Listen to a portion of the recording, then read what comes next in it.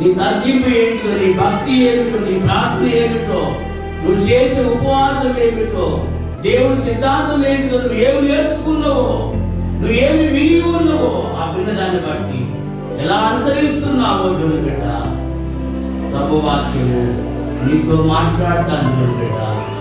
కనుక పగ తీర్చుకోవడం నీ వంతుగా దేవుని బిడ్డ.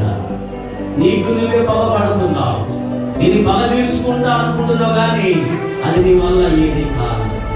కనుక నీ ద్వేషము, నీ కోపము, నీ అసూయత విడిచిపెట్టి దేవునికి అప్పగించుకో. నీ పట్ల ఎవరు ఏ విధంగానైతే కీడు చేస్తున్నారు, నష్టం చేస్తున్నారు, బాధ పెడుతున్నారు, దేవుని సన్నిధిలో సమాధానముతో అప్పగించుకో దేవుని బిడ్డ.